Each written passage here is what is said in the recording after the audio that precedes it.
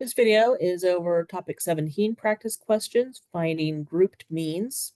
So there's two types of these. The easier one is where you have just a single data value and then the frequency for that data value. What you want to look for on that is first make sure you know which column is the frequencies and which column is the data values that you're finding the average of. Here we have a table that has number of students and then the score. So the number of students is the frequencies. It tells us the sample size, 43. If it doesn't give you that, or you can confirm that that is the total of the frequencies. So that is the how many that you're going to ultimately divide by. So it's going to be a dividing by 43. We are not taking the average of these four distinct scores. We're taking the average of the scores earned by the 43 students. So the table with the frequencies just allows us to shortcut the process of adding up those 43 values.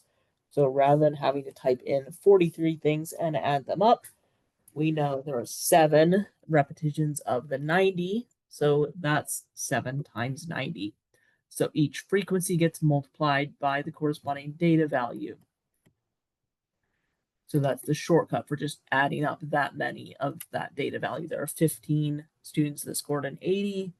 So that's a total of 15 times 80 is 30 times 40. That's 1,200 points earned by those 15 students. 13 times 70. So 13 students earned a 70. So they earned a total of 700 plus 210, 910 points. And then 8 students earned 60, so they earn a total of 480 points. Add those all up to complete the add them up part of the process. And you can throw this in a calculator. I'm just, for me, being lazy. It's not easy to calculate. It's 12 ones. I'll double check. Let's do calculator. So 7 times 90, 15 times 80, 13 times 70, 8 times 60, just confirming those, and then 630 plus 1200 plus 910 plus 480, 3220. We're dividing that by 43. So it comes out 74.88.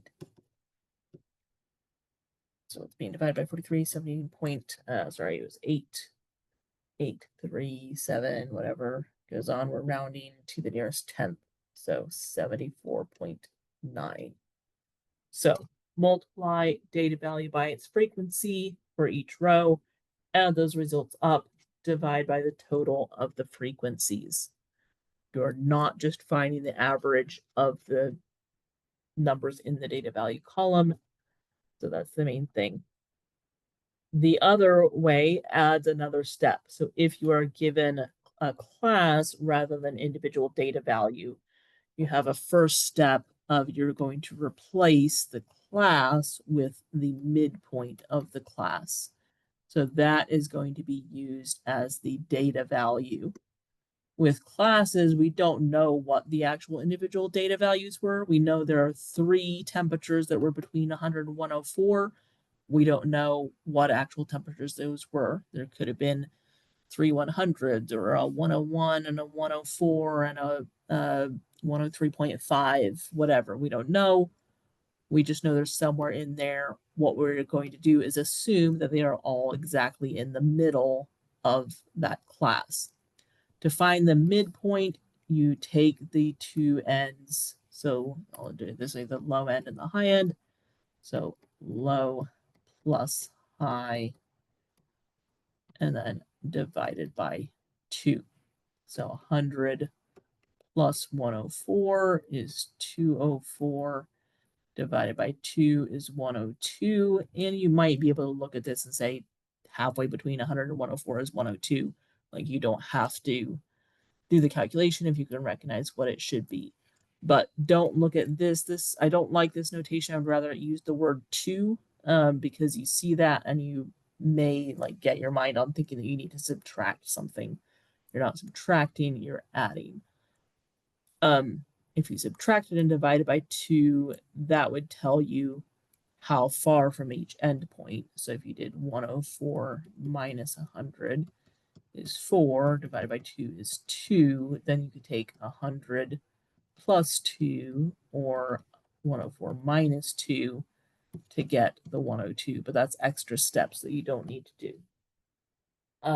So pay attention to what you're trying to find, that you're looking for the midpoint, that value in the middle of those. So if you do the wrong calculation, you'll immediately recognize like that's not right. So 105 to 109, the midpoint is 107, then 112, 117. There'll usually be enough of a pattern that you really only have to calculate a couple of them. Once you see the pattern that's going to happen, then continue that pattern. So now we're going to forget the classes. We're not doing anything more with the classes. We're just using the midpoints as the data values and then doing that same process. Multiply each data value by its frequency, add those results together as a shortcut for adding up these. Well, how many are there? Let's add up the frequencies. 3 plus 8 plus 16 plus 13 plus 7 plus 2 plus 1. 39, 50. So these 50 data values, rather than adding up 50 different numbers, we shortcut with this multiplication and addition, and we're going to ultimately divide by 50. So you can do the addition, like write down each multiplication result and then do the addition, or you can do it all in one step. So if I do 102 times 3 plus 107 times 8 plus 112 times 16 plus 117 times 13 plus 122 times 7 plus 127 times 2 plus 132 times 1. And I do very much want to double check that, make sure that I'm alternating times and plus. That can be easy to like hit the wrong one somewhere in there, and that will very much mess up the answer. And then double check that I have, so my 1 and 2 and 3, 107, 8, 112 and 16, 117 and 13, 122 and 7, 127 and 2, 132 and 1. So yeah, the more you do all in one calculation, the more opportunity to hit a wrong button that messes up the whole thing. Now, in the ALEKS calculator and your handheld calculator, there are ways that you can go back and change that one error so you don't have to retype in the whole thing over again. But we could get 5,715, and that's going to be divided by 50 to get the actual average. 50 again, when I add up the frequencies, often the frequency total will be told to you. But if not, you need to that, and I hit a plus that needed to be an equals there. That messed that up a little bit, but it added up to 50. So 114.3 for the average there.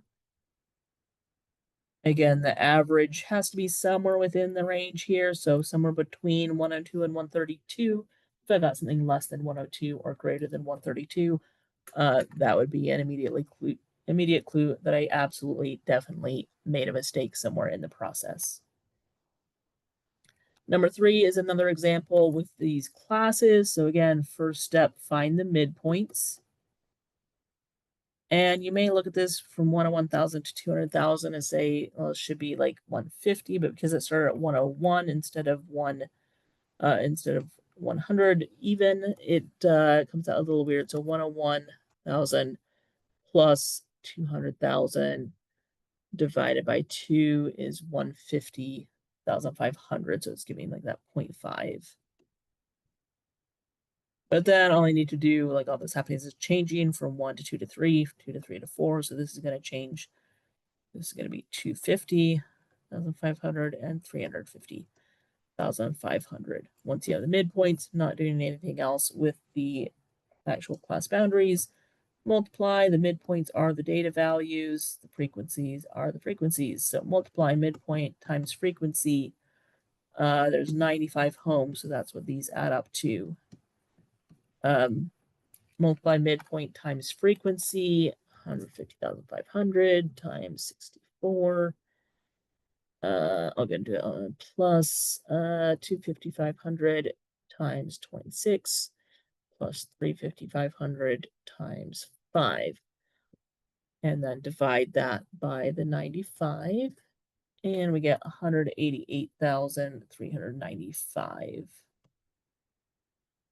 And I'm double checking whether that makes sense. That's going to be somewhere between these. And as there's a lot more of these of the low end than the high end, so it makes sense that that average would be more towards the low end versus towards the high end. It's actually in that lowest class because there was enough more there to pull it in that direction. Then number 4 is looking at GPA, which is the first type of grouped mean, but there's a couple extra steps here. Mainly the extra step is turning the letter grade into a number. So you'll always be told this conversion. So C is 2 points, B is 1 point, or B is 3 points, A is 4 points, D is 1 point. Then the credit hours are the frequencies. The grades are the data values. So then we need the total frequency, 1 plus 4 plus 3 plus 3. Here is 11. And then we do the multiplication. 1 times 2 is 2. 4 times 3 is 12. 3 times 4 is 12. 3 times 1 is 3. Add those up. And that adds up to 29. And divide by the frequency total number of credit hours. This is how GPA is calculated. The credit hours tell you how many times that grade counts. So if you have a 4 credit hour course, it's like you're getting that letter grade 4 times versus a 1 credit hour course. Most are 3, but 1 would count less, 4 would count more. 29 divided by 11, this is 2.64, round to the hundredths place.